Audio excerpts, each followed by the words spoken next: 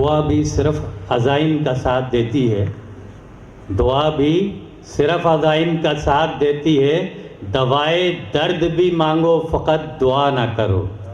اور میں چیئرمین صاحب کو بلانے سے پہلے ایک جملہ جو مجھے یاد آ گیا کہ اس وقت کراچی میں پی ایس پی کی ایکٹیویٹیز جاری ہیں، وہ تربیتی اجتماع کی صورت میں اور وہ علاقائی صورت میں جو ایکٹیویٹیز ہو رہی ہیں، تو کچھ لوگ اس پر ڈسکس کرنا شروع ہو گئے، تو کچھ لوگ اس کو جس طرح باجی کہہ رہی تھی کہ بڑا پازیٹیو اس کو ڈسکس کر رہے ہیں، مگر آپ کے اور میرے جو کچھ مخالفین ہیں، سیاسی مخالفین، وہ اس اجتماع سے خوفزدہ بھی ہو رہے ہیں۔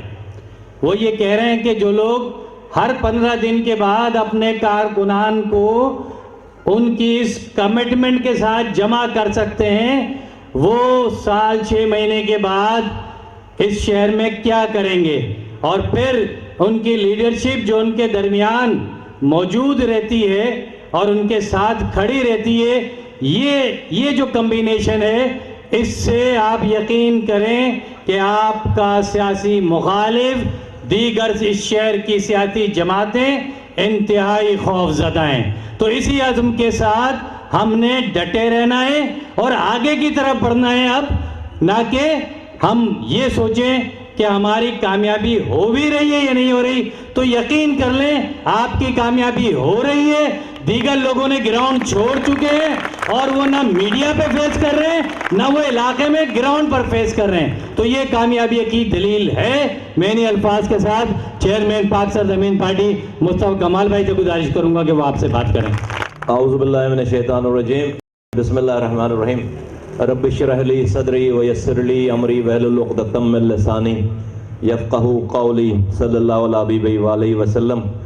تمام میرے سینٹرل کیبنٹ کے تمام میرے ساتھیوں، نیشنل کونسل کے تمام ساتھیوں، تمام شعبہ جات کے انچارجز، ان کی کمیٹی کے تمام ذمہ داران، تمام ڈسٹرکٹ کے ذمہ داران، کمیٹیز کے ممبران، ٹاؤن کے ذمہ داران، ممبران یو سیز کے ذمہ داران، ممبران، تمام ساتھیوں، تمام میری ماں بہنوں، سب کو السلام علیکم۔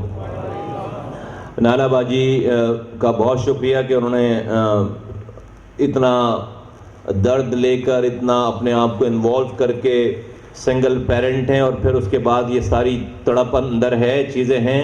اللہ تعالیٰ اس کو نظر بد سے بچائے، اللہ تعالیٰ سارے ایسے ساتھیوں کو نظر بد سے بچائے جو اس پارٹی کو اون کرتے ہیں، اس کی فلسفی کو اون کرتے ہیں اور اس کے لیے انہوں نے اپنی لائف اور اپنی زندگیوں کو وقف کر دیا آپ سب لوگوں کو۔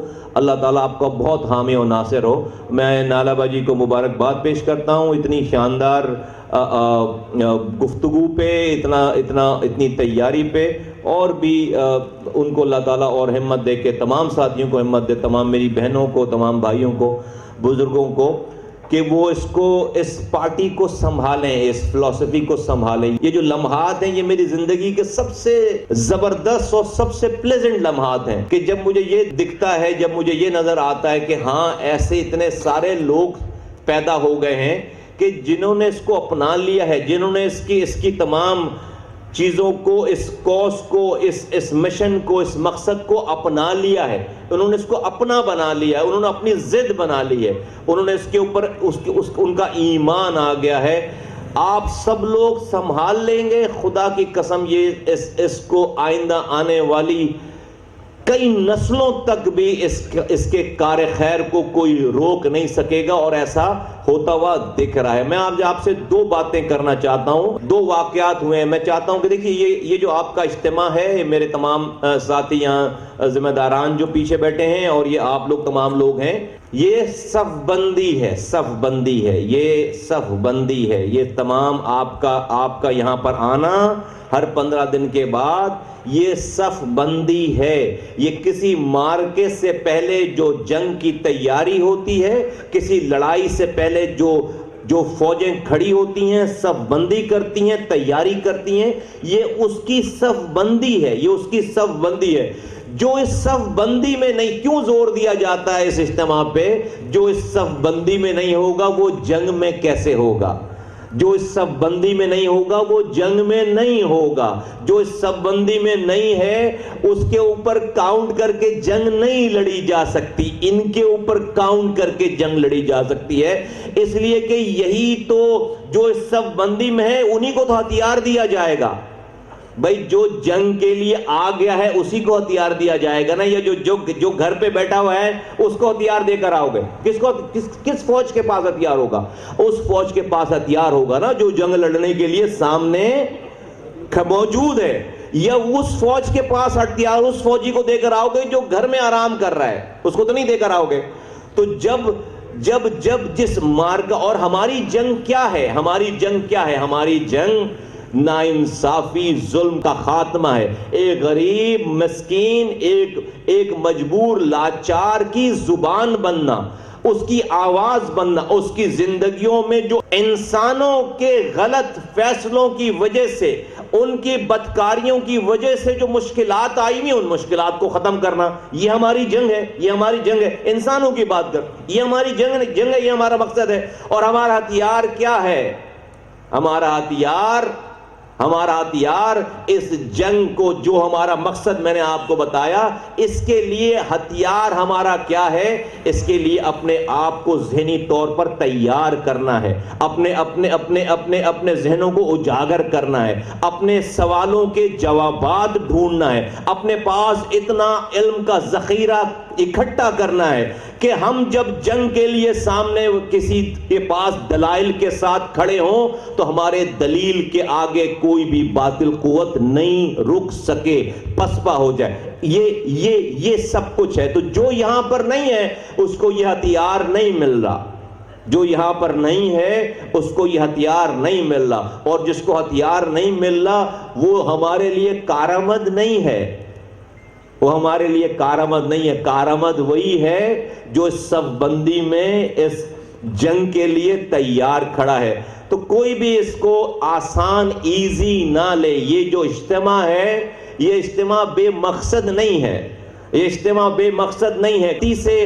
7 بجے کا ٹائم چل گیا ساتھیوں. آپ کے پاس میسج گیا تھا 7:30 کا, ہمارے پاس میسج تھا 7 بجے کا. ہم 7:01 پر یہاں پر موجود تھے. یہ مذاق نہیں ہے, غلطی سے جبکہ چل گیا تھا, لیکن ہم اس جگہ سے اس کو چھوڑ کر, میری پوری سینٹرل کیبنٹ, میری پوری نیشنل کاؤنسل مجھ سمیت, ہم یہاں پر ہم نے یہیں بیٹھ کر اپنی نیشنل کاؤنسل کی میٹنگ کر لی. ہم نے اپنی سینٹرل کیبنٹ کی میٹنگ کر لی. ہم اوپر جا کر نہیں بیٹھے کہ بھئی آدھے گھنٹے کے بعد اتر کر آ جائیں گے. اس کی وہ اہمیت ہے. تو جو اس کو نہیں سمجھے گا, جو اس صف بندی میں نہیں ہے, تو وہ ہمارا نہیں ہے, وہ ہمارے ساتھ جنگ لڑنے کے لیے تیار نہیں ہے.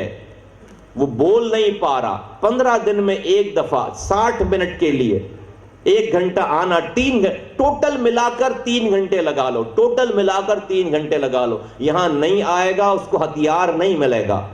علم کا ہتھیار, نالج کا ہتھیار, باتوں کا ہتھیار, آج کے زمانے کے اتار چڑھاؤ کا ہتھیار, کرنٹ حالات کا کہ ہتھیار نہیں ملے گا تو وہ جا کر جنگ نہیں لڑ سکتا. تو اس صف بندی میں آنا اتنا ضروری. 2 باتیں, 2 پوائنٹس مجھے آج ڈسکس کرنی.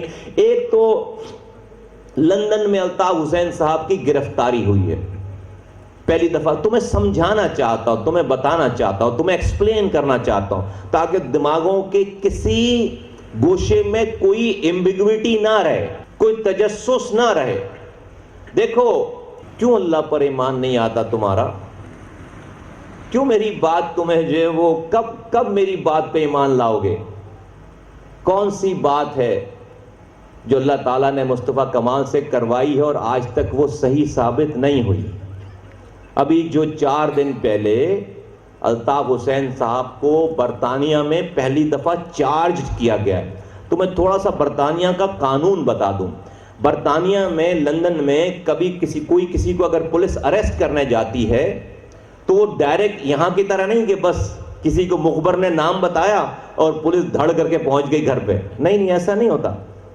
اٹھا کے لے آتے, پہلے اس کو الٹا لٹکا کر مار لیتے ہیں, بعد میں پوچھتے ہیں کہ ہاں بھئی اس کو ثابت کرتے ہیں کہ وہ ایسا بندہ تھا بھی یا نہیں تھا. نہیں, ایسا نہیں ہے.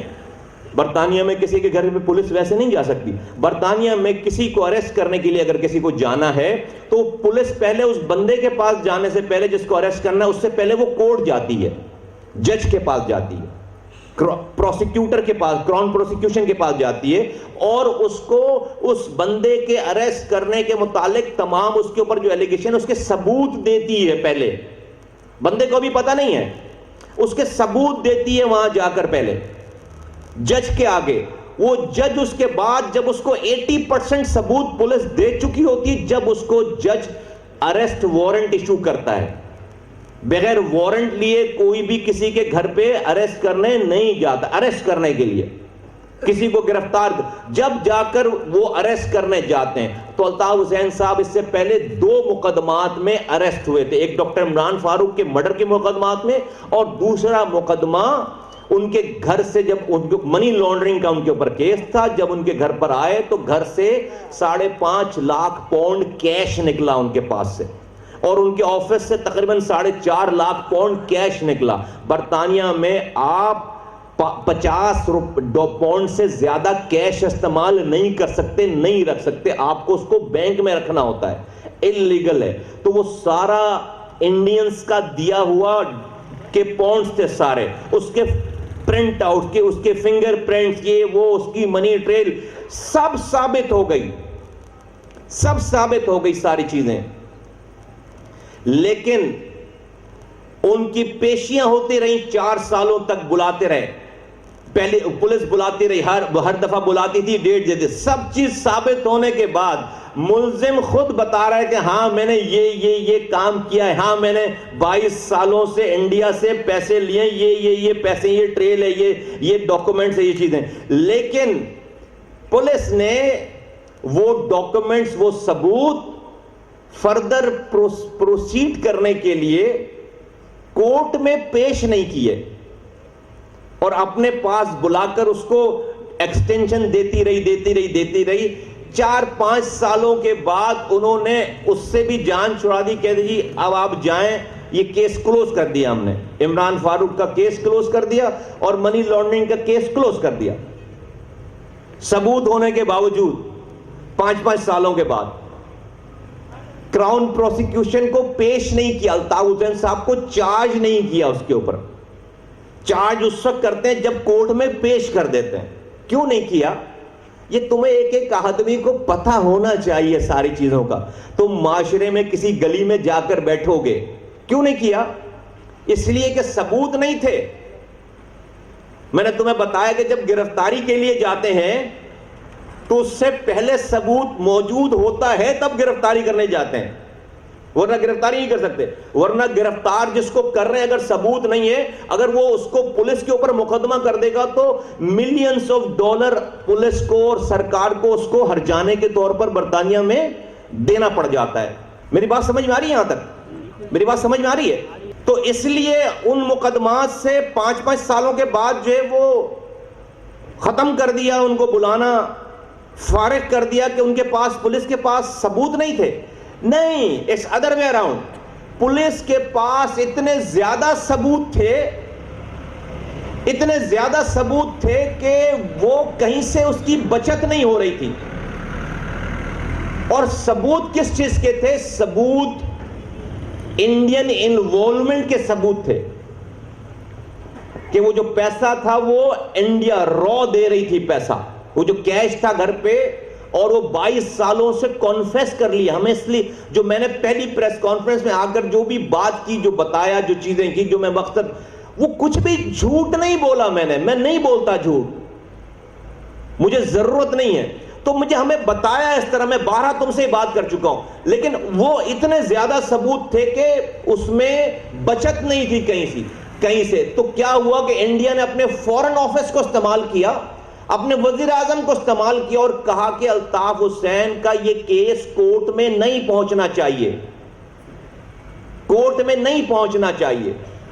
اس لیے کہ الطاف حسین صاحب کی کنفیشنل اسٹیٹمنٹس ایسی تھیں کہ ایک دفعہ وہ کورٹ میں صرف کاغذات جمع ہو جاتے تو لندن کا یہ قانون ہے برطانیہ کا کہ کورٹ میں جو پیپر ہے وہ پھر پبلک ڈاکومنٹ بن جاتا ہے, کوئی بھی اپلائی کر کے ان ڈاکومنٹس کو حاصل کر سکتا ہے. وہ جب ڈاکومنٹس باہر آ جاتے تو لوگ وہ کیس بھول جاتے کہ اس کا فیصلہ کیا ہوتا ہے, حق میں ہوتا ہے خلاف ہوتا ہے. وہ ڈاکومنٹ جو ثبوت تھے وہ اتنے لیتھل تھے, وہ اتنے پوائزنس تھے کہ اس میں ایسی ایسی سٹوریز تھی انڈین سے میٹنگ کی, را کی انوالومنٹ کی, کہ دنیا بھر کی ہیڈ لائنیں لگتی اور انڈیا پہلی دفعہ انڈیا پکڑا گیا تھا. اور انڈیا کو کوئی پاکستانی اداروں نے نہیں پکڑا تھا, برطانیہ کے اسکاٹ لینڈ یارڈ کے ہاتھوں پکڑا گیا, جس کو کوئی ڈینائی نہیں کر سکتا. تو وہ انہوں نے اس کیس کو جو کہ اوپن اینڈ شٹ کیس تھا اس کو کورٹ میں پروسیکیوٹ ہی نہیں ہونے دیا اور وہ ختم ہو گیا. اب اس کے بعد میں جا کر تیسرا کیس بنائے, کیا 22 اگست کی تقریر والا کی, یہ بعد میں بنا, ابھی سال بھر پہلے بنائے. انسائٹمنٹ فار وائلنس کہتے ہیں کہ وائلنس کے لیے ابھارنا. اب یہ تو ایسی بات ہے کہ الطاف حسین صاحب کی کوئی ایسی گفتگو ہی نہیں ہے جو کہ انسائٹمنٹ فار وائلنس نہ ہو, تو اس کے لیے 22 اگست کی تقریر کی ضرورت ہی نہیں ہے.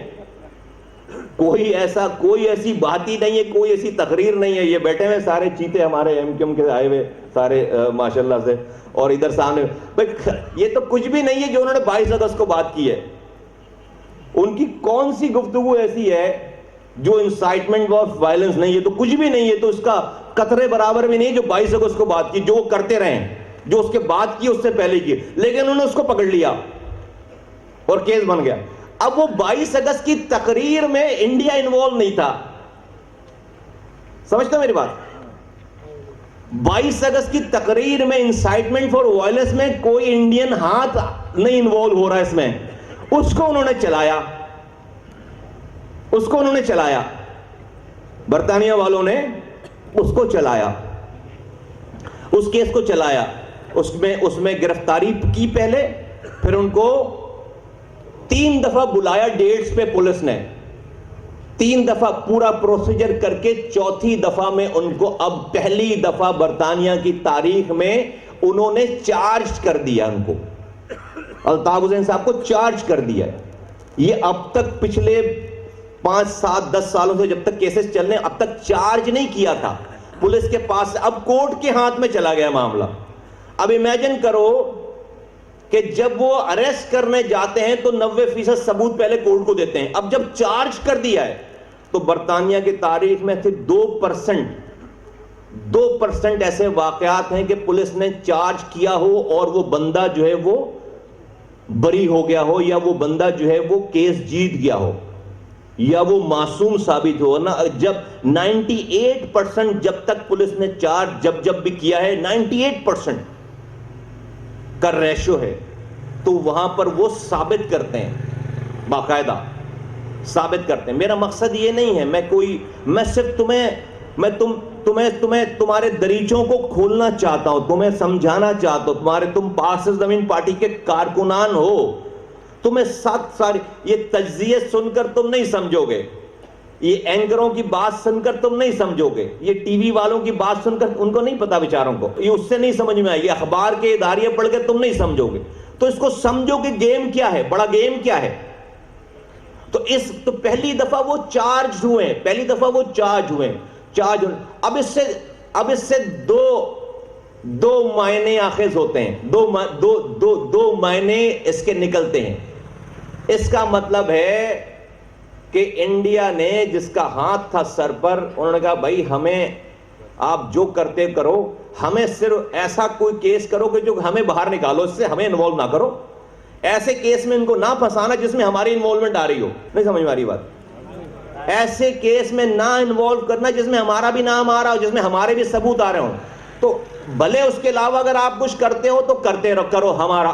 تو اس کا مطلب ہے کہ جو 22 سالوں سے انڈیا کا ہاتھ تھا وہ ہاتھ اب ہٹ گیا, ورنہ یہ چارج نہیں ہوتے. کبھی بھی چارج اپنے ایسٹ کو انڈیا خراب نہیں کرتا, تو وہ نہیں اور ہاتھ کیوں ہٹ گیا؟ اس لیے کہ اب وہ یہاں پر کلنگ نہیں کروا پا رہے, اب وہاں پہ بندے نہیں مروا پا رہے, اب کراچی میں بندے نہیں مروا پا رہے, کراچی میں بندے نہیں مروا پا رہے. اب وہ بارہا اپیل کرنے کے باوجود, کھلی کھلی باتیں کرنے کے باوجود, جو انہوں نے اپنی تقریر کی ہے فیس بکوں پہ, وہ تو باقاعدہ طریقہ کار بھی بتایا پچھلے 3 سالوں میں کہ مارنا کیسے ہے, موٹر سائیکل پہ کیسے بیٹھنا ہے, آگے والے نے کیا کرنا ہے, پیچھے والے نے کیا کرنا ہے. وہ تو باقاعدہ فرسٹریشن میں انہوں نے طریقے بھی بتائے, نام بھی بتائے, سب چیزیں کی ہیں. لیکن کراچی میں روزانہ 20 لاشیں نہیں گر رہی ہیں. تو اگر 20 لاشیں نہیں گر رہی تو انڈیا کا تو کام نہیں چل رہا. ورنہ یہی تو سیزن تھا کہ کشمیر میں جب انڈیا نے اپنے مقبوضہ کشمیر میں کشمیر کو گرم کر رکھا ہے, کشمیر میں ظلم کر رکھا ہے, اور اس پر سے اس کو توجہ ہٹانی ہے, تو اس نے اسی دن کے لیے تو کراچی کو تیار کیا تھا.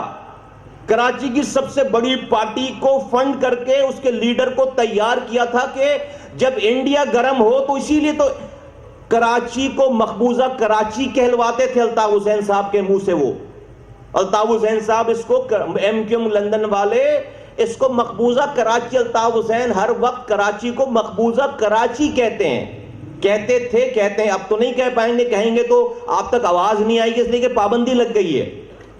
تو مقبوضہ کراچی کہتے تھے, مقبوضہ کراچی. یہ نام مقبوضہ کراچی کا انڈینز کا دیا ہوا ہے.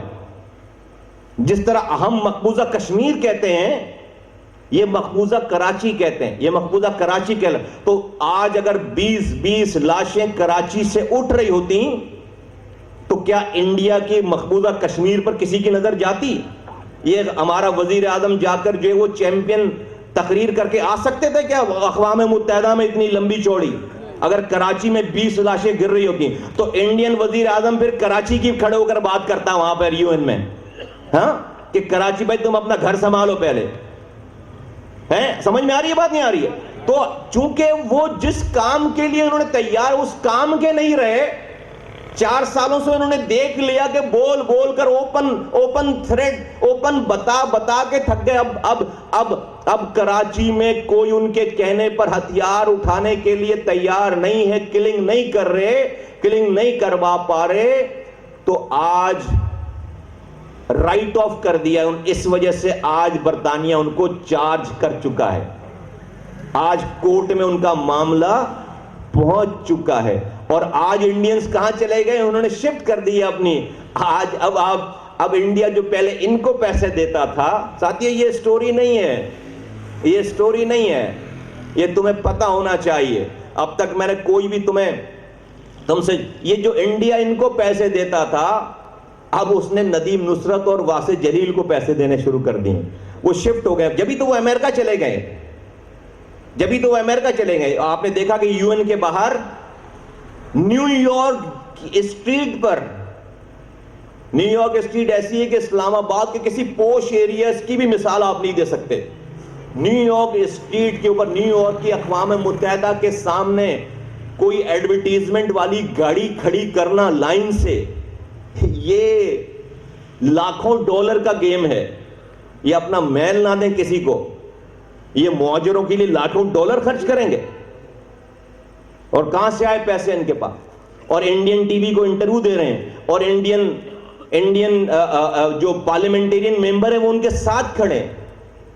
یہاں پر قائد تحریک جو ہیں وہ بٹن سی رہے ہیں, کپڑے سی رہے ہیں, اپنے ہاتھوں سے ویڈیو جاری کر رہے ہیں, ٹوٹے ہوئے بٹن سی رہے ہیں اپنی نائٹ ڈریس کے. اور ادھر ندیم نصرت اور واسع جلیل جو ہے وہ برانڈڈ سوٹ میں کھڑے ہیں نیو یارک میں, ہیں بھائی, برانڈڈ سوٹ میں کھڑے ہیں. کدھر سے آ رہا ہے پیسہ باس؟ کدھر کام کر رہے ہو؟ کہاں سے آ رہا ہے پیسہ؟ اور نام کس کا لے رہے ہیں؟ پاکستان کو گالی بک رہے ہیں, نام کس کا لے رہے ہیں؟ مہاجروں کا نام لے رہے ہیں. مہاجروں کا نام لے کر پاکستان کو گالی بک رہے ہیں, مودی کی تعریف کر رہے ہیں. تو میں نے پچھلے سیشن میں بتایا تھا کہ پی ایس پی نہیں ہوتی تو ان کے اس عمل پہ آج, جبکہ پورا پاکستان مودی کے خلاف ہے, آج مہاجروں کے گھروں پہ رینجرز کود رہی ہوتی, لا انفورسمنٹ ایجنسیز کود رہی ہوتی, سینکڑوں لڑکے لاپتہ ہوتے, دسیوں لاشیں ملتی یہاں پر, ہزاروں لڑکے جیلوں میں جاتے. اللہ نے بچا لیا, تمہیں اس کا ذریعہ بنایا, تمہیں اس کا ذریعہ اللہ نے بچا لیا, تمہیں اس کا ذریعہ سنو تمہیں اس کا ذریعہ بنایا، تو تم کہتے ہو کیا حاصل کیا؟ یہ حاصل کیا تم نے پتہ نہیں کتنی ماؤں کے گودوں کو اجڑنے سے بچا لیا، کتنی ماؤں کو کے گودوں کو اجڑنے سے بچا لیا۔ اس شہر میں پختون مہاجر لڑتا، اس شہر میں مہاجر بلوچ لڑتا، اس شہر میں مہاجر سندھی لڑتا، اس شہر میں شیعہ سنی لڑتے، دیوبندی، یہ سارے کسی نہ کسی طریقے سے لڑائی ہوتی، اور صرف نتیجہ یہ حاصل ہونا ہوتا کہ بھئی ہر طرح سے کسی بھی نام پر مریں، 20 بندے مرنے چاہیے ہر حال میں، الحمدللہ نہیں مر رہے، الحمدللہ نہیں مر رہے۔ مکافات عمل دیکھتے ہو میرے رب کا، میرے رب کا مکافات عمل دیکھتے ہو۔ میرے 7 ساتھی شہید کر دیے الطاف حسین صاحب نے، مارنے والے پکڑے گئے، مارے گئے، وہ بھی مرے مارنے والے، لیکن میرے 7 ساتھی شہید ہو گئے نا ہمارے۔ آج ندیم بھائی ہمارے پاس نہیں ہے، آج راشد ہمارے پاس نہیں ہے، راشد بھائی آج ہمارے پاس، منان نہیں ہے آج ہمارے پاس، اصغر نہیں ہے آج ہمارے پاس، نعیم نہیں ہے آج ہمارے پاس، علی نہیں ہے، ہمارے 7 ساتھی شہید کر دی۔ کیا قصور تھا ان کو؟ کوئی نہیں مارنے جا رہا تھا، کوئی مارنے نہیں جا رہا تھا، لیکن ان ساتھیوں کا خون رائے گا نہیں گیا۔ دیکھو یہ تمہیں اندازہ نہیں ہے کہ کتنی بڑی چیز ہوئی ہے، اس لیے کہ کراچی میں ہنگامے ہوتے تو تمہیں اندازہ ہوتا، ہنگامے ہی نہیں ہوئے، کوئی بس نہیں چلی، کوئی بندہ نہیں مرا، کوئی کیبل نہیں کٹا، ہاں کوئی لاش نہیں گری، کوئی کچھ پتہ ہی نہیں چلا۔ یہ معجزہ نہیں ہے، یہ معجزہ نہیں ہے۔ شناختی کارڈ نہیں دے رہے تھے الطاف حسین کو، کراچی بند کر دیا تھا۔ میں نے کہا تھا کہ اللہ تعالیٰ ایکسپوز کیے بغیر، عبرت کا نشان کیے بغیر مارتا بھی نہیں ہے، مارتا بھی نہیں ہے۔ وہ آدمی، اس کی کنڈیشن سوچو، اس پر کتنا بڑا عذاب ہوگا، کتنا بڑا عذاب ہے دنیا کا، کتنا بڑا عذاب ہے اس آدمی کے لیے جس کے آنکھ کے اشارے پہ سینکڑوں لوگ اپنی جان دینے کے لیے تیار کرتے رہتے نہیں تھے، دے دیتے تھے اور اف نہیں کرتے تھے، اف نہیں کرتے تھے۔ شہر ملک بند ہو جاتا تھا، پورٹ بند ہو جاتے تھے، اور وہ اس سے بہت سی چھوٹی سی بات پہ کہ اس کو کسی چیز میں غصہ آ جاتا تھا، اس والی بات پہ آج وہ بند ہو گیا ہے۔ آج اس کے بولنے پہ آفیشلی پابندی لگا دی گئی ہے، آفیشلی بولنے پہ۔ آج وہ کوئی سوشل میڈیا پہ اپنا ٹویٹ نہیں کر سکتے، واٹس ایپ نہیں کر سکتے، خطاب نہیں کر سکتے۔ رات کے 9 بجے کے بعد گھر سے باہر کرفیو لگ گیا، ان کے گھر کے اوپر کرفیو لگ گیا۔ وہ شہر میں کرفیو لگاتے تھے، آج اس کے گھر پہ کرفیو لگ گیا ہے۔ لرز جانا چاہیے انسان کو، خدا کی قسم یہ تم نے کیا ہے، یہ تم نے کیا ہے تمہاری طاقت؟ نہیں تھی تمہاری طاقت، یہ تم نہیں کر سکتے تھے، یہ میرے رب نے کیا، یہ میرے اللہ نے کیا۔ اس کی اسکیم دیکھو، اسکیم، اس کی اسکیم نہیں دیکھتے۔ یہ ان واقعات، حالات کو بس ایسے ہی کوئی ایک واقعہ سمجھ کے جانے دینا ہے، ایسے ہی واقع ہو گیا۔ نہیں نہیں نہیں، تم وہ لوگ، تمہیں ان لوگوں میں نہیں شامل ہونا ہے جن کو لیفٹ رائٹ میں کیا ہو رہا ہے ان کو پتہ نہیں۔ یہ تمہارے اعمال، تمہارے صبر کا ریوارڈ ہے، یہ تمہاری فلسفی کی کامیابی ہے، تمہارے نظریے کی سچائی ہے۔ تم کیسے اس کو ایسے ہی جانے دینا چاہتے ہو؟ میں اس میں کوئی، اس کے اندر کوئی میں جشن نہیں منا رہا، میں کوئی جوبلنٹ نہیں ہوں، میں تمہیں اللہ کا نظام سمجھا رہا ہوں، میں تمہیں اللہ کا نظام سمجھا رہا ہوں۔ یہ کم چھوٹی بات نہیں ہے میرے ساتھیوں، یہ تمہاری جد و جہد کی وجہ سے یہ جہد ختم ہوا، اس کا اختتام ہوا، یہ اس نوبت پہ پہنچی ساری چیز۔ تم نہیں کر سکتے تھے، تم نہیں کر سکتے تھے، یہ تمہارے اس رستے پہ چلنے کی وجہ سے ہوا سارا۔ آپ جج کے آرڈر پڑھو، اللہ اکبر، آپ کو رب یاد آ جائے کہ وہ چیز، وہ اس کی نیٹی گریٹی، پاسپورٹ جمع ہو گیا، ٹریول نہیں کر سکتے، 9 بجے کے بعد کرفیو، بات نہیں کر سکتے، اپنا میسج کمیونیکیٹ نہیں کر سکتے۔ اللہ اکبر۔ تو میرے ساتھیوں، جس کو کل تک یہ شبہ تھا کہ پتہ نہیں مصطفیٰ کمال سچ بولتا ہے جھوٹ بولتا ہے، دیکھو میرے رب کے اشارے اور ایمان لاؤ، نہ میں نے کل جھوٹ بولا تھا، نہ میں نے آج جھوٹ بولا، نہ میں نے کل جھوٹ بولا تھا، نہ میں نے کل جھوٹ بولا تھا، نہ میں آج جھوٹ بولنا اور نہ میں کل جھوٹ بولوں گا، خدا نہ خواستہ۔ نہیں ہے ایسا، نہیں ہے ایسا۔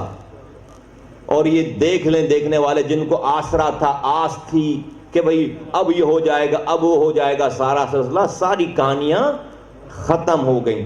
میرے ساتھیوں کو شہید کیا، میرے ساتھیوں کا کوئی قصور نہیں تھا، میرے 7 ساتھیوں کو شہید کیا، نیت تھے، اور ان کو بھی مروایا جن کے ذریعے مروایا، ان کو بھی مروایا جن کے ذریعے مروایا۔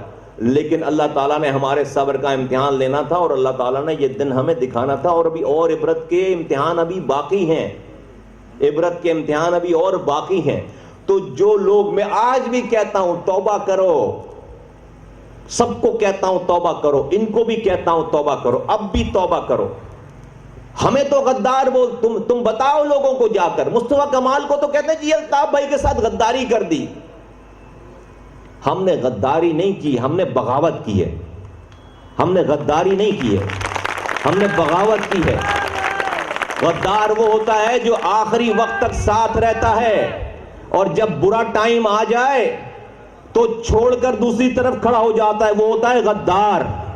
اور باغی وہ ہوتا ہے جب عروج پر اپنی پوزیشنوں کو لات مارے، اور دوسرے کی پوزیشنوں پہ جب وہ بادشاہ جب وہ کرتا دھرتا اس وقت اس کی آنکھوں میں آنکھیں ڈال کر اس کو چھوڑ کر جائے، اس کو للکارے، وہ بغاوت ہوتی ہے۔ ہم باغی ہیں، ہم غدار نہیں ہیں۔ غدار وہ لوگ ہیں جو 22 اگست تک بیٹھے، جس کیس میں آج الطاف حسین کو سزا ہونے جا رہی ہے، ان کی بولتی بند سے مراد یعنی کہ ان کو بولنا منع ہے، باقاعدہ آفیشلی آرڈر ہے کہ بولنا منع ہے۔ امیجن کرو، جو آدمی بولنے کی کھا رہا ہے 30 سالوں سے، اس کو بولنے پہ ہی پابندی لگا دی اس کی۔ وہ جب بول رہا تھا، جس کی سزا دی جا رہی ہے، 22 اگست کو سارے چیتے بیٹھ کر جی بھائی کر رہے تھے یہاں پہ، 22 اگست کو سارے چیتے، سب کی تصویریں ہیں، سب جی بھائی، ایک بھی اٹھا نہیں اس وقت تک۔ بولتے بھائی غلط بات کر رہے ہیں بھائی آپ، ہم اٹھ کر جا رہے ہیں، بولتے بھی نہیں، چلو اٹھ کر چلے جاتے۔ آخری وقت تک جی بھائی کر رہے تھے، سر ہلا رہے تھے، حامی بھر رہے تھے۔ رات میں جب ٹھاکر لے کر گیا ہے 12 گھنٹے کے لیے، سب بدل گئے، سب سیدھے ہو گئے۔ 4 گھنٹے پہلے تک جی بھائی کر رہے تھے، اس کے بعد ٹھاکر کے پاس جانے کے بعد جو ہے وہ قائد تحریک کو نہیں پہچان رہے، بھائی کو نہیں پہچان رہے۔ صبح جو ہے وہ پوری پارٹی جو 35 سالوں سے الطاف حسین کی پارٹی تھی، اس پارٹی پہ قبضہ کر لے کر ہماری پارٹی ہے یہ۔ تو غدار ہم ہوئے یا غدار ہم نہیں؟ غدار ہم باغی ہیں، ہم غدار نہیں ہیں۔ ہم نے بغاوت کی ہے، ہم نے جہاد کیا ہے، ہم نے بغاوت کی ہے، ہم نے تم اس وقت ساتھ کھڑے ہوئے ہو جب کوئی آسرا نہیں تھا، دنیا میں کوئی آسرا نہیں تھا۔ تم مرنے کے لیے آئے تھے، تم اس مرنے والے کے ساتھ مرنے کے لیے آئے تھے۔ تم غدار نہیں ہو، تم باغی ہو، اور تمہیں فخر کرنا چاہیے اپنے اوپر، اپنے اس حوصلے کے اوپر کہ تم ایک باغی کے ساتھی ہو اور اللہ تعالی ہم سے لوگوں کے بچانے کا کام لے رہا ہے اور آئندہ لے گا۔ اور دیکھو جیتنے والوں کو کیسے رسوا کرتا چلا جا رہا ہے۔ ساتھیوں، کوئی باہر سے اب تمہیں نقصان نہیں پہنچا سکتا، اپنی صفوں کو ٹھیک کرو بس۔ اگر کوئی نقصان پہنچا سکتا ہے تو تم اپنے آپ کو نقصان پہنچا سکتے، اب کوئی باہر سے تمہیں نقصان نہیں پہنچا سکتا۔ اور اگر تم نے اپنے آپ کو نقصان پہنچایا، اس قوم کو فلاح کا راستہ نہیں دکھایا، ان نسلوں کو نہیں بچایا، تو تمہاری آئندہ آنے والی نسلوں تک اس پر ظلم و جبر ختم نہیں ہوگا، اور اس کا عذاب تمہارے مرنے کے بعد تمہاری قبروں کے اندر تم پر اترے گا کہ اللہ تعالیٰ نے تمہیں یہ سب کچھ کر کے دے دیا تھا، لیکن تم اپنی شیطانیت سے باز نہیں آ سکے۔ شیطان تم پر حاوی ہو گیا، تمہیں غلط رستے پہ ڈال دیا، بھٹکا دیا، جس کی وجہ سے اللہ تعالیٰ تم سے ناراض ہو کر تم سے کامیابی چھین لی اس نے۔ تو ایک تو یہ سمجھانا چاہتا تھا تمہیں، تو اس ایپیسوڈ کو دوسری بات دوسرا میرا پوائنٹ یہ تھا کہ دیکھو آج انیس قائم خانی بھائی اپنے ساتھیوں کے ساتھ، اشفاق منگی بھائی اور شبیر قائم خانی بھائی کے ساتھ سندھ سے نکل کر سندھ اور پنجاب کے دورے پہ ہیں، اب واپسی کے رستے پہ ہیں. یہاں سے حیدرآباد سے نکل کر نواب شاہ گئے، نواب شاہ سے نکل کر سکھر گئے، سکھر سے نکل کر ملتان گئے، ملتان سے نکل کر لاہور گئے، اکاڑا گئے، اور پھر اب واپسی ساہیوال، اور پھر واپسی کے رستے پر ہیں. میرے ساتھیوں، میں روزانہ جب گفتگو کرتا ہوں، ساتھیوں سے بات کرتا ہوں، وہاں کا ریسپانس پوچھتا ہوں، دیکھتا ہوں، یہ وہ لوگ ہیں جو ایم کیو ایم میں تھے. انیس قائم خانی ایم کیو ایم میں تھے، شبیر قائم خانی ایم کیو ایم میں تھے، اشفاق منگی ایم کیو ایم میں تھے. شبیر قائم خانی وزیر رہ چکے، رابطہ کمیٹی کے ممبر رہ چکے، انیس قائم خانی ڈپٹی کنوینر رہ چکے، اشفاق منگی رابطہ کمیٹی کے ممبر رہ چکے، وزیر رہ چکے. اس سے پہلے بھی پنجاب گئے تھے، جاتے رہے ہیں، گئے ہیں پنجاب. جب وہ وزیر تھے، 35 سال کی پارٹی کے کرتا دھرتا تھے،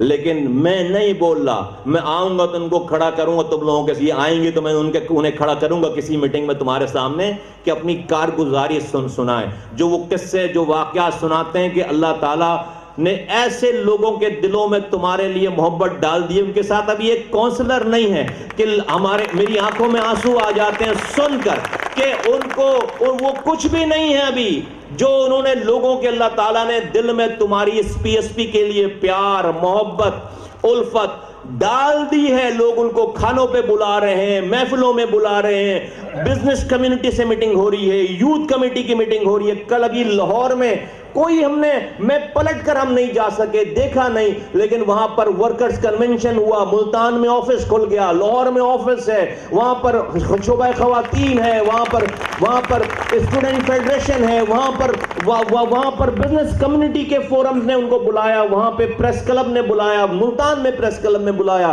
آج بلوچستان میں عطا اللہ کرد بھائی بیٹھے ہوئے، پورے بلوچستان سے دعوت ہے، 80% بلوچستان میں ہمارے آفیسز ہیں. یہ میرے ساتھیوں، یہ میرے ساتھی بتاتے ہیں، روزانہ بات ہوتی ہے. یہ جب اس سے پچھلی والی پارٹی میں تھے، خدا کی قسم لوگ نفرت کرتے تھے، کوئی ایک گلاس پانی نہیں پوچھتا تھا، اور اگر کوئی ملنے آتا تھا تو وہ سوال لے کر آتا تھا. وہ سوال لے کر آتا تھا کہ یہ آیا ہے کراچی سے دہشت گرد، اس سے ذرا میں دو ہاتھ کروں. وہ اس لیے آتا تھا ملنے کے لیے. پریس کانفرنس کرنا عذاب ہو جاتا تھا. سوچ نہیں سکتے تھے کہ ہائی کورٹ بار میں جا کر خطاب کریں گے. وکیل مارنے کے لیے دوڑتے تھے. تو مجھے تو نہیں چاہیے سیٹ یار، مجھے تو عزت چاہیے. سیٹ تھی اس وقت، سیٹوں والی پارٹی کے ذمہ دار بن کے جاتے تھے، نفرت دیکھ کر آتے تھے. آج ایک کونسلر نہیں ہے، لیکن اللہ نے کیا عزت دی ہے ماشاءاللہ سے. اللہ نے کتنا احسان کیا ہے. اللہ سیٹ دے دے گا، تم اس پیمانے پہ تو پورا اترو. اللہ سیٹ دے دے گا، لیکن ایسے سیٹ کا کیا ہے؟ اللہ تیار کر رہا ہے تمہیں صرف جتوانا نہیں چاہتا، اللہ کامیاب کرنا چاہتا ہے. اللہ پہلے ان کو کامیاب نہیں کرنا چاہتا تھا، ان کے اعمالوں کی وجہ سے جتوا دیا اور رسوا کر دیا. تمہیں جتوا کر رسوا نہیں کرے گا، اس لیے اتنے کٹھن رستوں سے اللہ تعالیٰ گزار رہا ہے تمہیں، اور گزار کر تمہیں ایسی جیت دے گا جس سے تم کامیاب ہو. ساتھیو، اللہ تعالیٰ آپ کا حامی و ناصر ہو. پاکستان زندہ باد، پاکستان پائندہ باد.